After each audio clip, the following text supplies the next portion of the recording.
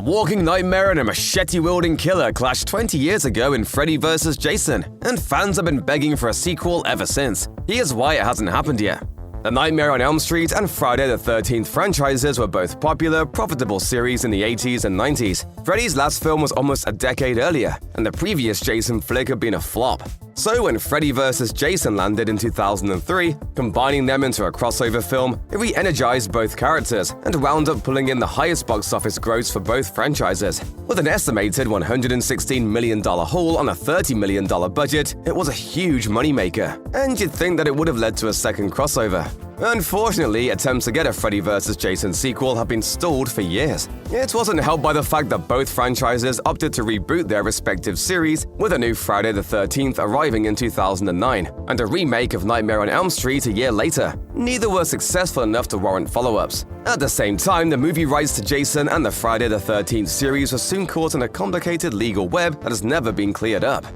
Attempts to make a sequel to Freddy vs. Jason went further than just pairing up the two villains for a second bout. However, looking for a fresh spin, the studio tried adding a third character, and it seems that they settled on one in particular. Ash Williams from Evil Dead, played by Bruce Campbell, the chainsaw-wielding warrior, would have matched up well against the machete and claws of Jason and Freddy. The idea actually stems from an Easter egg in Jason Goes to Hell, where a copy of the Necronomicon from Evil Dead is implied to be responsible for Jason's power. According to a sci-fi interview with that film's director, Adam Marcus, he was, quote, setting up a mythology that Jason's mom wanted her son back so badly that she reads from the Necronomicon and brings about the resurrection of her son. As a result, the notion to cross all three franchises together seemed like a natural fit. Unfortunately, getting the rights to both Freddy and Jason was hard enough, but wrangling Evil Dead on top of it proved nearly impossible. Bruce Campbell, meanwhile, wasn't all that excited about the concept, and eventually he walked away. He said on Reddit, "I'm not real interested in crossovers. One of the main reasons why Ash vs. Jason vs. Freddy did not come to pass is because we couldn't control any other character other than Ash. That felt like a creatively bankrupt way to go."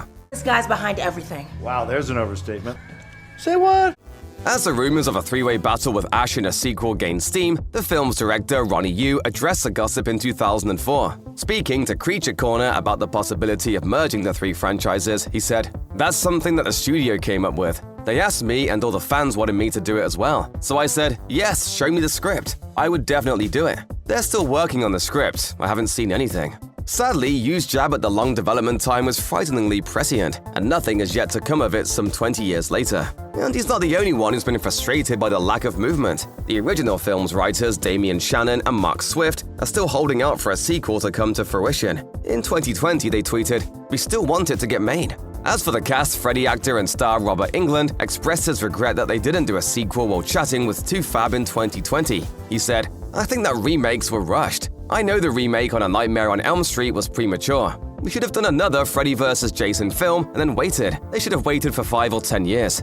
As we've already discussed, one of the reasons a sequel hasn't come yet is that both franchises have since seen clean slate reboots. New actors were brought in, with Jackie Earle Haley putting on the striped sweater to play Freddy and future Swamp Thing actor Derek Mears donning the hockey mask as Jason. Though the 2009 version of Friday the 13th did okay-ish at the box office, neither film got a sequel of its own. But one of the ideas thrown around by fans is to essentially do what both franchises did in 2003. They want to create a crossover mashup movie to re-energize both series at the same time. Recent wild rumors and fans' desires aside, there's some logic to the notion. Even if it's unlikely that we'll get Ash Williams, a battle between the rebooted killers could be a winning idea with the right script, a solid director, and perhaps some legacy actors from both franchises returning to make a splash. In fact, during a 2008 conversation with MTV, Derek Mears even said he'd love to do a Freddy vs. Jason sequel. Although at the time, Jackie Earle Haley hadn't been publicly announced for the Nightmare reboot yet, and Mears was saying how he'd love to throw down against Robert Englund. "I've been away from my children for far too long." Unlike most sequels stuck in development hell, we know a lot about what the sequel to Freddy vs. Jason would have been about. That's because in 2004, Bloody Disgusting actually published a screen treatment on their website for all to see. It was a version that incorporated Ash Williams, and it begins where Army of Darkness and Freddy vs. Jason left off. Ash is searching for the Necronomicon. The town of Crystal Lake has been redeveloped, and Jason's house, where the book resides, is to be torn down. According to the treatment, Freddy is clinging to life inside Jason's mind, and the film opens with Laurie Campbell and Will Rollins returning to Crystal Lake to make sure both villains are truly dead. After a frightening quick kill sequence, we meet our heroes, a group of teens working at a new S-Mart, the store where Ash works, built in the new Crystal Lake. But when Jason learns of the Necronomicon, he plans to use it to free Freddy from his mind and resurrect his mother. He's not the only one who knows the book is in Crystal Lake though, and Ash has arrived to find it too, leading him into a showdown with both Freddy and Jason, with the help of his fellow S-Mart employees. Ultimately, Freddy vs. Jason vs. Ash would have turned the two villains into reluctant allies while sending in Bruce Campbell's Ash to stop them both. Unfortunately, one of the biggest reasons that a sequel hasn't happened to this point is that actor Robert Englund, the only man to portray Freddy Krueger until 2010, is no longer interested in playing the character. I won't don the fedora or strap on the claws again because I'm just a little too old. Englund doubled down on this in 2023, telling Variety, "I'm too old and thick to play Freddy now. I just can't do fight scenes for more than one take anymore. I've got a bad neck and bad back and arthritis in my right wrist, so I have to hang it up, but I'd love to cameo." However, the horror actor did suggest that Kevin Bacon might make for a good Freddy, saying the way he moves might be perfect for the part. With all that said, however, if the screen treatment that had been leaked by Bloody Disgusting had ever been made, we know it would have starred Englund and Bruce Campbell, as well as Monica Keena and Jason Ritter, returning as survivors Laurie and Will. Keena even addressed the possibility recently while talking with the podcast Happy Horror Time, revealing that both she and Ritter had options for a sequel in their contract for the first film. Of course, it's also likely that Ken Kersinger would have reprised his role as Jason too, and he may even still be up for a return if somehow a Freddy vs. Jason follow-up could ever be made. He made this clear during an appearance at a panel during the Spookala horror convention in 2022, saying, "If they ask me to do that, I'll be very happy to come back."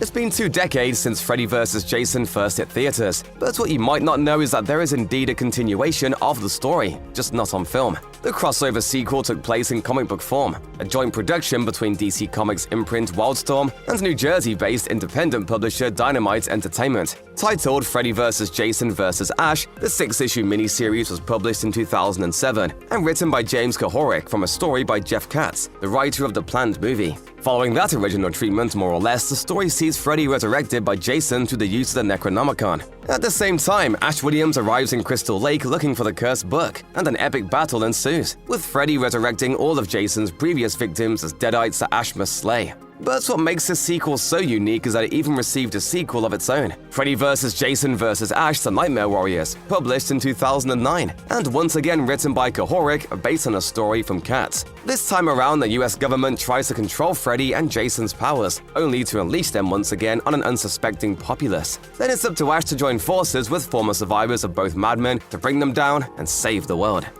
Given that Freddy vs. Jason brought together 2 iconic horror franchises, it makes sense that it amassed a bigger audience than either had achieved alone. Even after 20 years of frustration, fans are still hoping that they'll finally get a chance to see Freddy and Jason together again. The only thing to fear is fear himself. Over on Change.org, a petition to get a Freddy vs. Jason sequel collected signatures from thousands of supporters who were hoping to get Hollywood's attention. While nothing came of it, it did show just how passionate the movie's fans are. Likewise, over on Reddit, Freddy vs. Jason vs. Ash often pops up in discussions of horror sequels fans still want to see, and it remains a hot topic of conversation to this day. Even the press is still in love, with articles, podcasts, and websites continuing to publish discussions that ponder the possibilities of a Part 2 even decades later.